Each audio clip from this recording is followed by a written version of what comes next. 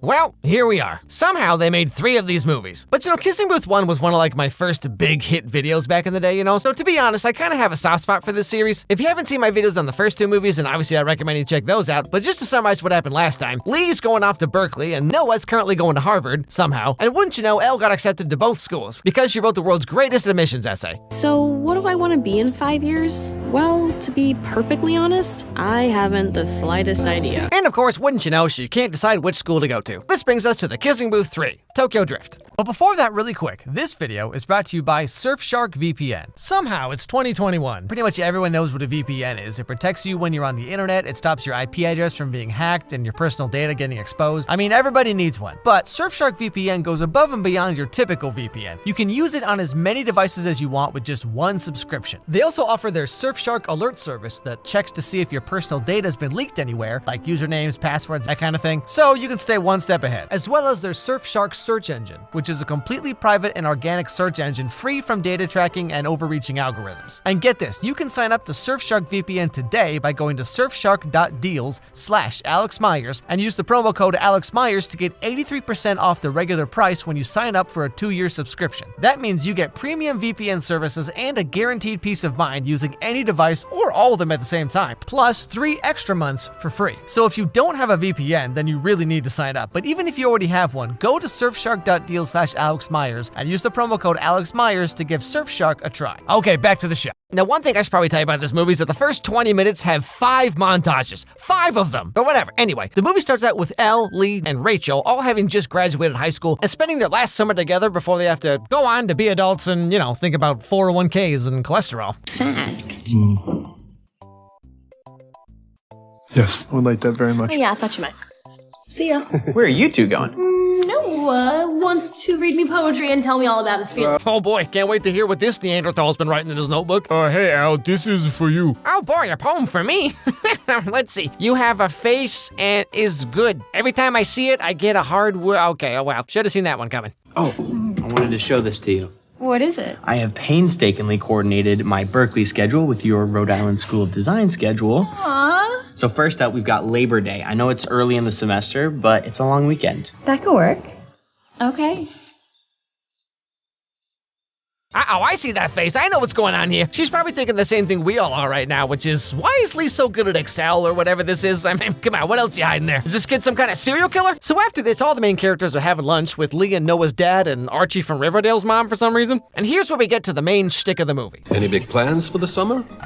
Well, actually, now that you mention it, we were all talking about heading over to the beach house this weekend, if that's cool. We just have some news for you. We are planning to sell the beach house. What? What? What? So long story short, they come up with this idea that if the house is going to be sold anyway, then maybe they could just stay in it over the summer, and just have a bunch of wacky shenanigans, hence the montages, and then they can just sell off the beach house after everyone goes off to school in the fall. So our main characters move on in, and while cleaning up the house a bit one day, Elle and Lee stumble onto something a little interesting. No. Wait, is that what I think it is? It's our beach bucket list. What? Oh my God. A long time ago, Lee and I put together a list of all the crazy things we wanted to do together before going to college. It was all of our childhood summertime dreams and fantasies listed out on one very important piece of paper. I love how the list is just a bunch of totally normal stuff like laser tag, ziplining, making a blanket fort. How quirky. Cause I remember back when I was 10 or whatever, and I also made a list of all my childhood dreams and fantasies, And when my mom found that, she was not impressed.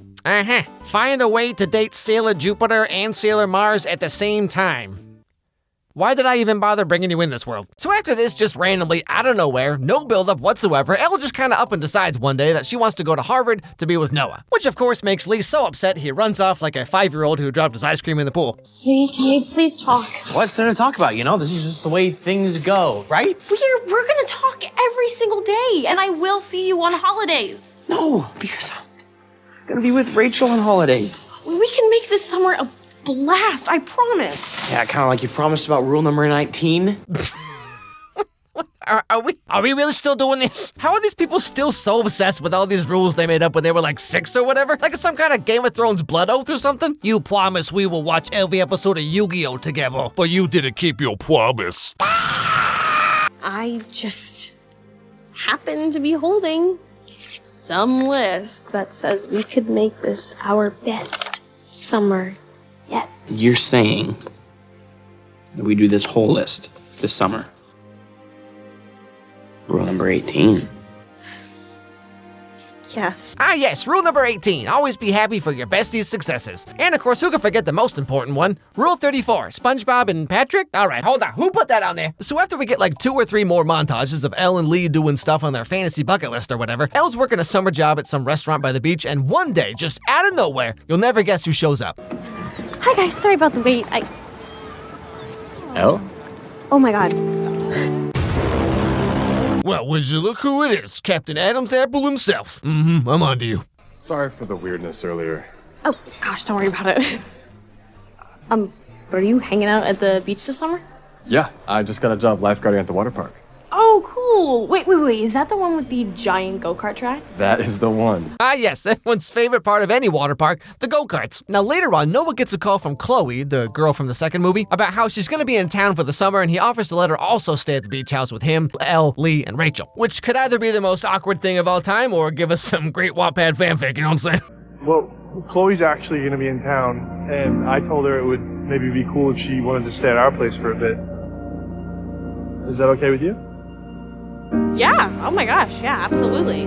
As far as I'm concerned, that's ancient history. Okay, I'm sorry, but like, what is ancient history, Elle? The fact that literally nothing happened between them? Oh, well, shoot, hey, just pat yourself on the back there for being so understanding. Okay, so totally random. I ran into Marco and his family eating at the restaurant, and he actually has a job at the water park. So he's gonna help us with this cool bucket list thingy. Marco. That's kind of a double standard. I was totally fine with Chloe. Excuse me? You think Noah having a platonic friend and the guy you cheated on Noah with in front of thousands of people, you think this is the same thing? Are you stupid? Well, I didn't kiss Chloe.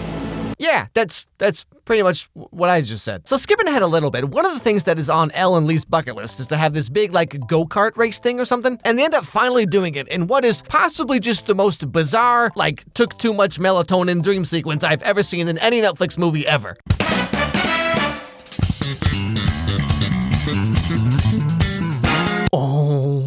Oh, they're dressed like Mario. What did we sign up for with this movie? Now, seeing that Marco was helping Elle with her Mario Kart fantasy thing, Noah throws a fit and does what any jealous boyfriend would do and join the go-kart race. So Noah and Marco are competing to like win the race while everyone else is just kind of throwing bananas and slime balls at each other or like whatever the heck is going on in this movie. And long story short, Marco beats Noah and therefore completely nullifies all of Noah's manliness, and now legally Elle has to date Marco, because I mean that's how this all works, right? Close one.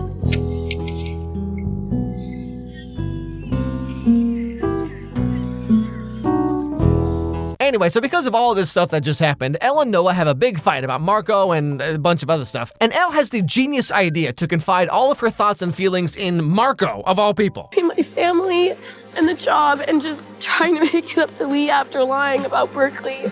I just feel like I'm running around like a crazy person. As far as living with Noah in Boston goes, oh gosh, how much time you got? As much time as you need. Why don't I come back at the end of your shift? We can keep talking. Really? Sure. Yeah, I mean, you know, we can just like talk tonight. I'll be here for you, you know? Wow, you do all that for me just to be friends with no ulterior motives? Oh yeah, sure. Yep, definitely. But that night, right when Elle's shift ends, would you believe Noah shows up and works his magic by leaning on the jukebox like he's been holding a fart for like 3 days?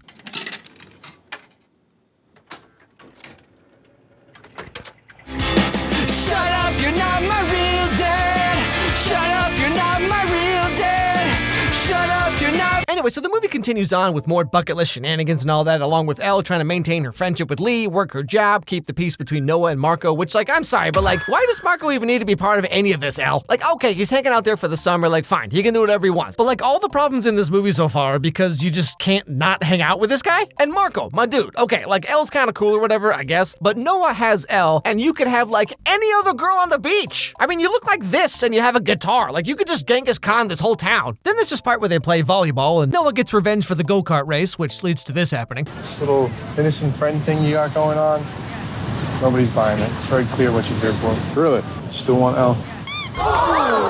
But Noah decides to be the bigger man and just walks away from all this. Please say something. I asked you not to let him back in our lives. That's what I've been saying the whole time. Come on, you go off to college in like a month, Elle. Like, what do you care if you're friends with Marco or not? So then the next day, Elle is wondering where Noah ran off to, but then suddenly just like magically figures it out and goes to find him.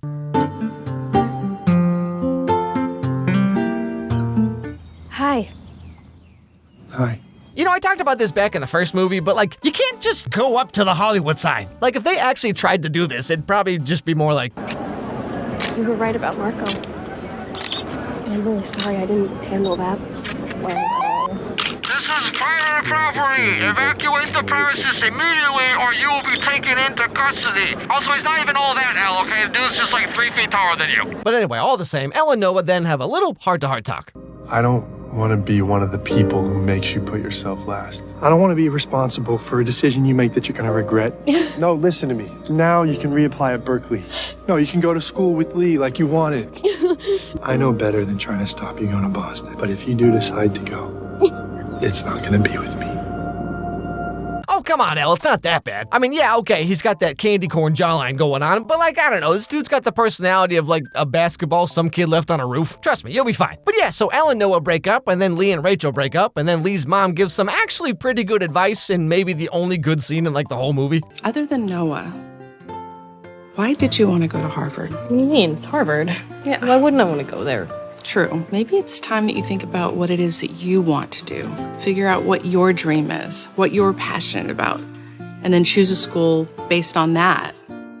And not let anyone or anything change that. And so what ends up happening is Elle decides that she's gonna go to USC to study video game design, which is like pretty cool, but like she never really expressed any interest in that kind of thing, other than playing Ori and the Will of the Wisps just like randomly throughout the movie. Rachel heads off to Rhode Island, Lee goes off to Berkeley, Noah goes back to Harvard on his hot guy squinting scholarship, and Marco takes a little different approach. Like you said, I'm not the one. Apparently, neither is Noah, so. But I'm glad we got a chance to say goodbye before I go. Finally pick a school? No, I'm going to New York. I want to try to work as a musician there. And hey, if that doesn't work out, I could always just make POV vampire boyfriend TikToks, you know, because that's a thing for some reason. Wait, really? You never told me you wanted to go to New York? I've always wanted to go. But besides my family, there was only one thing keeping me in LA, and that's all over now. You guys only did like one kiss. What's wrong with you? Then the movie cuts to 6 years later. Elle looks a little different now. We find out that Lee and Rachel got back together, and then Noah just walks right up, looking like he's still just holding in that fart. Hi, Noah. Can you believe this? No, I don't want to look at it. What? I don't know, you seem so grown up. Oh, really? Because I was going to say you look like Slender Man going through a 4th grade spelling bee, but sure, whatever, that works too. You know, it feels like yesterday you were just crashing your scooter down the driveway. Well, I'm a much better driver now. Oh.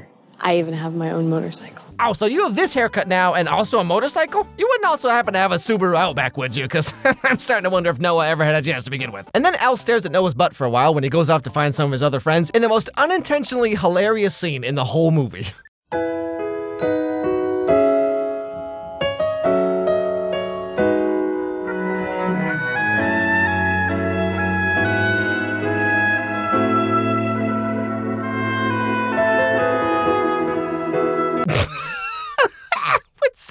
What is this? What's happening? Did he die? What's this? Why does Noah look like he's floating off into the 5th dimension right now? This dude looks like Shaquille O'Neal at the end of Kazam. But yeah, so that's pretty much where the movie ends. There's not really much else to say. I mean, I guess I did kind of like how, rather than taking the overly romantic approach that To All the Boys 3 did, like Elle just stumbling her way into Harvard aside, I did appreciate that somehow the movie had like a semi-quasi-realistic take on the whole like breaking up and going out to college thing, so there's that, I guess.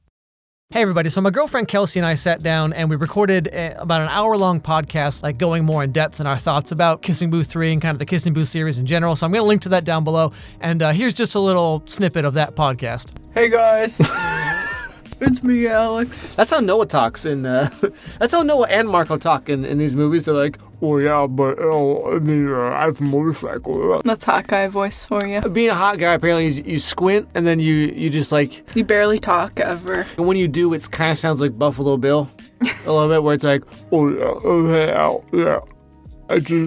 Maybe we should break up. So, what are we here to talk about today? The greatest cinematic masterpiece of our generation, Kelsey. I'm so glad you asked. We're talking about the latest Netflix masterpiece, CoComelon. Can we talk about the Mario Kart part? Oh my god. Like, they drop so many hints about, like, Mario Kart is all through this movie. Yeah, because the brothers playing Mario Kart, and then also but when they find the list of the bucket list, it's inside of a Mario Kart lunchbox. So they had some kind of deal with Nintendo, right? There's some bizarre licensing deal with Nintendo. And so the thing about this movie, Kissing Booth 2 and Kissing Booth 3 were both filmed back to back, apparently. Now, I don't know how that correlates with Joey King and What's-His-Bucket's relationship. I believe his name is like Jacob Elordi or something like that. It would be something like that, wouldn't it? What's like a typical rom-com hot guy name that people always have that like no one ever has? It's like Talon or like Jaquin or something. But that's like the hot guy name. Yeah, like Kellen and ibuprofen. Acetaminophen. Metamucil. Substitute teachers nowadays must just have a heck of a job reading through attendance, right? And they're like, preparation H, stand up, please.